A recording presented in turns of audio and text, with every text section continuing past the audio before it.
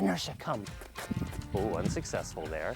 This is gonna be a bit of a challenge here, and that's okay. I welcome a challenge. I'm Zach George. I train dogs, and this is my new dog, Inertia. I'm taking you along as I train her from day one. You can start from the beginning or pick up anywhere and start learning. Welcome to the Dog Training Experience. In today's episode, we'll cover more training in public, frisbee training, Inertia's first neighborhood walk, which doesn't go as smoothly as I'd like. It's always one of Inertia's favorite days of the month when she gets her new Bark Box. Bark Box is a subscription box where they send you really cutting edge, awesome toys and treats every month. It's a TV theme. So creative. We'll start with the toys. My slow called life. Get it? It's a sloth. There's the traditional squeaker. And there's kind of that muted, different, look at her. She just lights up for a new toy. Look at this one. It looks like it's almost designed for the dog to, over time, work out how to get this second toy that's in here. So when it finally does open, you have another toy. Getting all these extra toys does seem to keep training much more efficient. Let's see what kind of treats we have. Pork treats that are called Piggy Puffs. You're always getting premium level treats with BarkBox. Look at these beefsteak sticks. These treats are wheat, soy, corn, and grain-free. Even their chew. Mad about chew? I'm gonna save this for later. You can customize your BarkBox chew for a heavy chewer, big dogs, small dogs, special preferences. They make it very easy to get the perfect box for you and your dog. These boxes start at 20 bucks a box, which is an incredible value. You can get a free BarkBox when you sign up for a 6 or 12-month subscription. Go to barkbox.com/dogtraining. I'll have that link in the description below. Today we're gonna go out in public to a beautiful park and do some training, because having a diversity of locations to train in is likely to make your training go much more efficiently and faster. This is gorgeous. These trees are many hundreds of years old. The oldest ones here are over 800 years old. And I selected this location because I live in New Orleans and it's like 90 something degrees if you're in the sunlight, and it's significantly cooler here, and I really want to get some outdoor training in. But she keeps going for the grass here. This is an ongoing issue. Hey, can you leave that alone? Come on, let's go. And if you remind her, she's like, oh, okay, I'll leave that alone. She's pretty quick to respond, but she hasn't kind of made the connection that, oh, by default, I just need to leave things alone. Do you want this? No, that's okay. I'm gonna let her adjust. Usually within about 5 minutes, she'll become more responsive. She's like giving me light responses. If I asked her to do something really difficult right now, like heel, she might give me a hard time and not want to. But I think she'll come to me and I can call her off this ground scent. Inertia, come here, what's this? Yes, good. Really conditioned to respond to come when called very well. But let me see how she responds to a stand, stay. If I was inside, she would have followed that hand signal into a heel position, but since we're outside, she's like, that one's a little hard out here. And the reason for that is because she's not used to doing it out here, and it requires a little bit more brain power since it's new to her. Inertia, come here. Yes, and there we go though. There it is, okay. So on the second attempt, she did it, but she broke before I released her. Let me see if we can get that looking cleaner. Inertia, come here. Yes. Good, yes, okay, good job. Quit while I was ahead there. I'm really happy with that. I love that she's going into a heel. Let me see if I can get a step or two in. Wait. She went into the sit, but that's okay. Ideally, I don't want her to sit unless I ask for it. So that's like, you know, a minute of training. Now let me be fair to her and let her explore so she doesn't think, oh, I just have to constantly be a soldier when I'm in a new place. Inertia, come. Yes. Right there, I'm just proofing come when called. She was clearly not in the mindset of paying direct attention to me. And you definitely want your dog to respond to come when called, even when surprised. So practice surprising them when you ask them to do things often. Inertia, look at me. Hey, what's this? Look at me. Good, leave this alone. I think if left unchecked, she has a desire to keep going back to the ground. She went to the ground there, then she looked back up at me. I'm gonna acknowledge the fact that I like that she made that decision to resist the impulse and look at me instead. She looks well adjusted. Inertia, come. Ooh, she didn't come to me. I'm a bit surprised by that because she seems to be in a responsive mood, so I would have expected her to come there. So let me get her attention on me. Inertia, come here, what's this? Let's go, yes. Getting peppy, running away from them can get dogs a little more into you. Inertia, come on, let's go. Yes. Good, heel. Look at me. Yes. Go. We're trying to get heel one step at a time right now. So that was like 2 or 3 steps of good looking heel. Inertia is still very intrigued by the ground sense and unwilling to pay attention. And with her being brand new to the world, I'm happy to be understanding of this, of course. But maybe she's looking for something more exciting. Let's see how she's doing with fetch and frisbee in this new place. I just took this out. It got her attention. I'm gonna roll it right now. She hasn't seen this since our last frisbee lesson because I don't leave things like this just lying around for them to get bored with. I always keep them exciting because I really want her to like playing frisbee. At first, fetch and frisbee can be a clumsy process, but the fact that she's even interested in this over the ground sense is super encouraging. Come here this way. I'm trying to get her to bring it to me. Good job, very good. Come on. See, she's veering off. That's why I have her on lead. She's not reliable yet. Get it. All right, let go. Yes.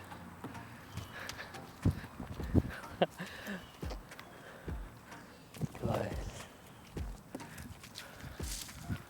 Looking like a frisbee dog, isn't she? I'm gonna let her learn how to pick it up. Here, what's this? Get it. Get it. Yeah, look at that. Did you see that? That was almost a catch. Now, she's never caught a frisbee before. Let's see if we can go for her first catch here. Come on, get it. Yes. Teaching her how to just take it. Yes. See how she's grabbing it by the rim? That's good. Ready? Get it. Ooh, see, she's going for it. That was excellent. Okay, that's all right. She was starting to lose interest, so I wanted to go back to the last thing that she liked, which was rolling it and chasing it. Come on. Here she picked it up successfully. It's easier for her to pick up when it's upside down. Of course, training in the real world means coming across unexpected things like other dogs. Let me show Inertia how I'd like her to behave when she encounters a dog in public. Inertia's taking notice, but behaving very, what I would consider appropriately. Ooh. Okay, there was a failure point there. She started to lunge towards the dog. Sits. It's important that our dogs understand that sometimes they can socialize with other dogs and sometimes they can't. That's one of the reasons that I primarily discourage interacting with strange dogs in public, because if it happens enough, then your dog kind of thinks, all right, sometimes when I pull, I successfully get to engage with another dog. So there's a time and a place for dogs to play. Meeting strange dogs in public spontaneously is probably not generally a good policy, especially when your dog is in early training like this. We're gonna go check out the fountain, let her see something new. You wanna look?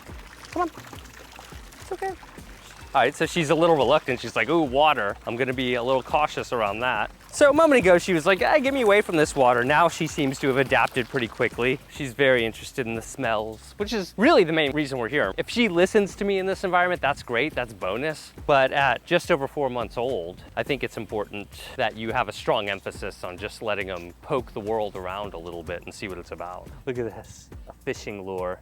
What's this? Leave it alone. Wow, leave it alone. Inertia, come. Come on. Yes. Since this place is completely new to Inertia, asking her to do tricks is likely to be, well, a little more challenging. So let's see. Inertia, will you sit? Yes, wait, and hug. She doesn't feel like giving me a hug right now, yes. Tomorrow I'm gonna be doing Inertia's first real neighborhood training walk. Normally we've been walking out on the levee behind our house because it's big, it's open, and she can kind of wander and explore. But you can't really do that in our neighborhood because she's gonna be going in people's yards, and I wanna minimize that, obviously. This represents kind of like a hybrid situation to prepare her for that, because it's still pretty open, but I have a path that I can walk on over here. So it's got some aspects of a neighborhood training walk to it. I'm just gonna do a quick dry run of that. And right off the bat, we have a significant distraction to deal with. I mean, this could go either way. The dog coming up here, so I'm just trying to keep her attention on me. I think it's unlikely that she's going to hold her stay here, so I'm gonna be prepared to go over here. See right there, almost. Yes, good job. Hello, yes. Beauty. Thank you. Yes. You want this? Oh, you're too excited, I know. I like to do my best to take advantage of organic, real-world encounters like this. Having a brand new dog pass us at close range is a great time to teach Inertia a calm stay. Yeah, in training, trying to teach her not to run up to dogs. Yeah, she's a border collie. Wait.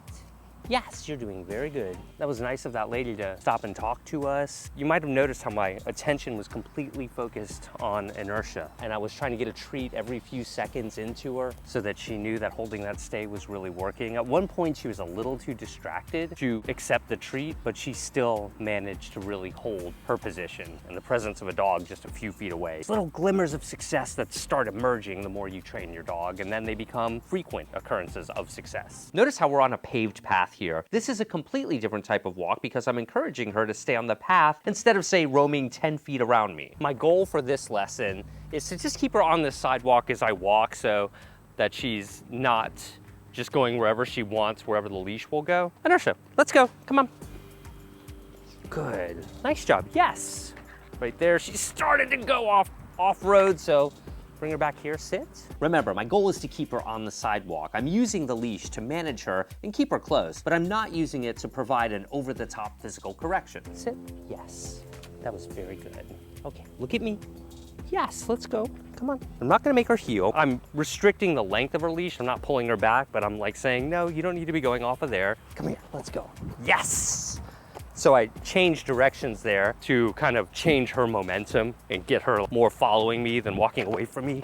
My goal is to really get her to voluntarily get her attention on me. I know it can be tempting for people to be more assertive in this situation, but I'm really focused on teaching Inertia how to voluntarily think through her actions, as I know this will make future training infinitely more pleasant if I take my time on skills like this now. It's my goal to teach Inertia how to think rather than physically making her do something. Picking up the speed, all of that really works well. I'd recommend that you do training sessions like this at least 2-3 times a week when you have a dog this young and inexperienced with the world. I know that can be seemingly a lot, but if you have a couple of days off a week, spend them with your dog at places like this and get creative and imaginative. The thing I love about a setting like this is that it has a whole different set of challenges than a wide open grassy park like behind our house that we go on every morning, but yet it's not quite as complex as a neighborhood walk.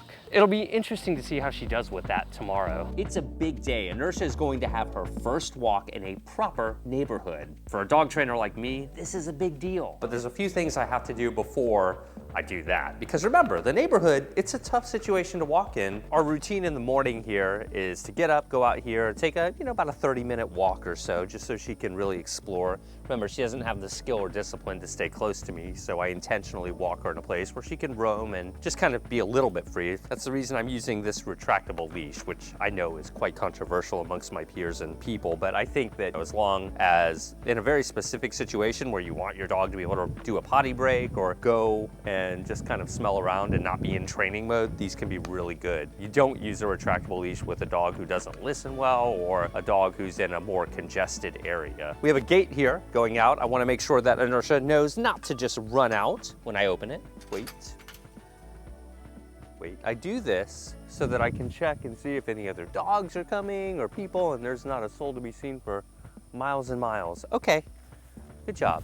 So let's go. That's looking really good. I'm very proud of her. We're gonna make our way to the top of the hill here. I'm gonna do a walk that goes on for a little bit. The purpose of doing this longer walk is because I want to get some of that pent-up energy from overnight out of her system, so she's more likely to pay attention to me in the neighborhood environment where there are people and houses and pedestrians all close together. When we do our neighborhood walk in a little bit, I'm not going to be using a leash like this. This is just to give her some limited freedom to run out and explore. And now that Inertia has had her normal, less formal walk, I'm hoping she's satisfied and less excited and more willing to focus on me in a more congested setting like a sidewalk. Now I'm starting to get in a more normal pedestrian area, so this retractable leash has to go. Let me swap out the leashes and let's get started with our lesson. She's relaxed, she's lying down here in this public area. That's a sign to me that she might be in a trainable mindset, but you know how we test. I've got a treat, let's see if she'll be responsive to treat training. Come here, let's go. Yes, good, and sit. Perfect, look at me. Good. See, sometimes when your dog is overly excited, they won't pay attention to treats. The fact that she's paying attention to treats is good. Our goal is to kind of stay on the sidewalk. I don't want her running into people's yards or up to other pedestrians if she attempts to do that. It's also worth noting that we're doing this lesson early in the morning where there might be less pedestrian traffic in the neighborhood right now. Right off the bat, she's like, no, I want to go smell this. She's not used to being on this kind of leash on a walk.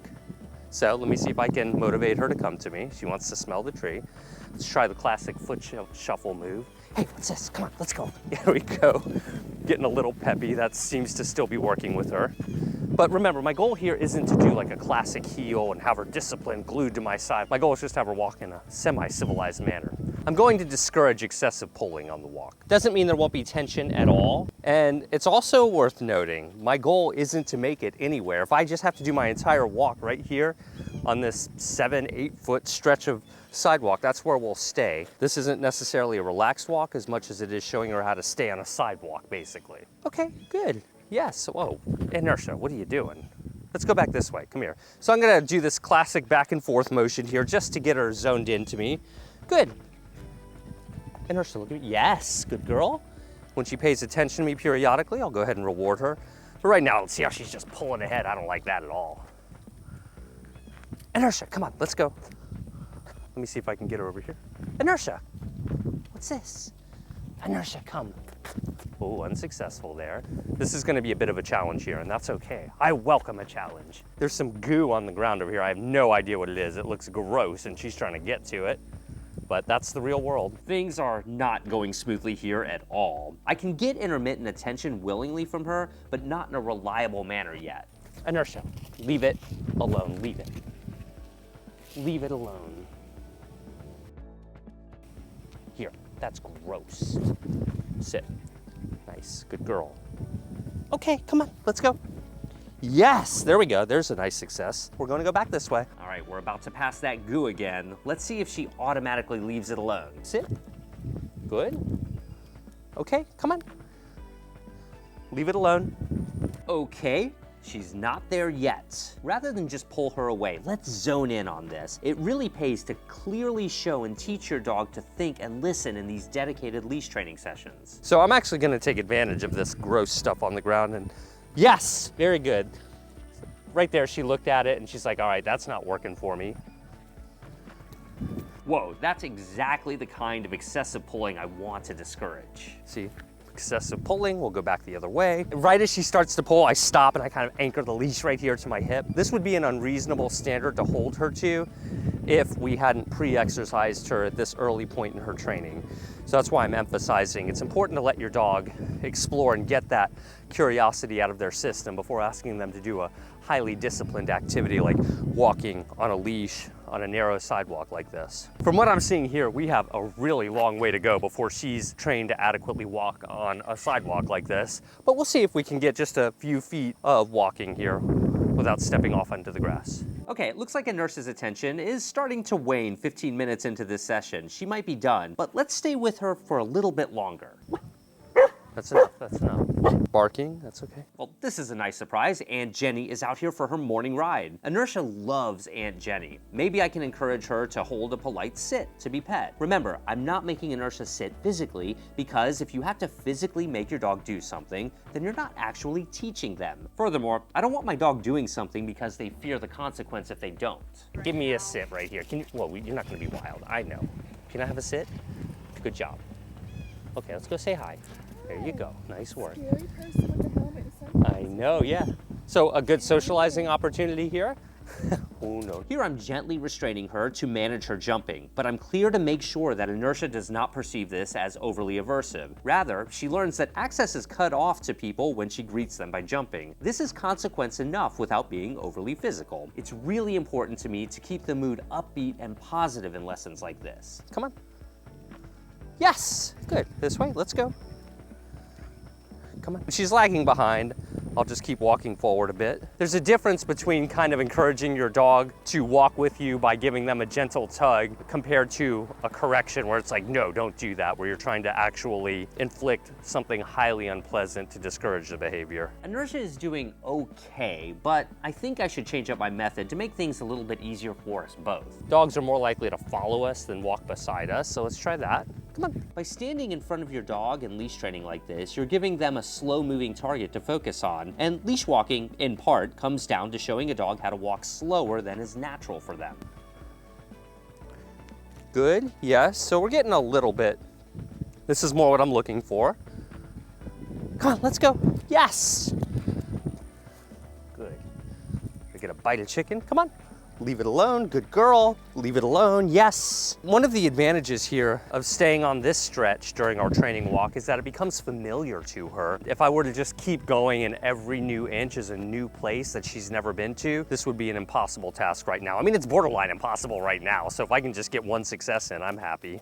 This was her first real leash walking lesson on a sidewalk like this in a neighborhood setting. We didn't get very far at all. I was hoping we could walk past a few houses. She's not there yet. I'm not gonna continue to insist on failure out of her. We'll wait until she matures a little bit. We're gonna continue to work on this and hopefully we'll see improvement. But right now we're gonna be sticking with our park walks and fetch training as our primary way to exercise her. Whether your dog is a puppy or an older dog, these early leash walking sessions can be very chaotic because remember, there's nothing more unnatural to a dog than walking slowly next to a person with just a few feet of tether. That's not what we selected for when we made dogs. It's a very unnatural skill to them. So just focus on getting traction with little tiny bits of success. Get a free bark box when you sign up for a 6 or 12-month subscription. I know you'll love it. See more videos from us on Instagram and TikTok. Subscribe and hit the bell to be notified when a new upload happens, and pick up a copy of my second book. It is literally the most detailed dog training book I've ever written. In the next episode, I'll give you an update on how Inertia is doing at home in daily life. I'll see if I can ever get her to catch a Frisbee, and we'll see how she's doing with our cats. There's a proper swat. Good job, Angela.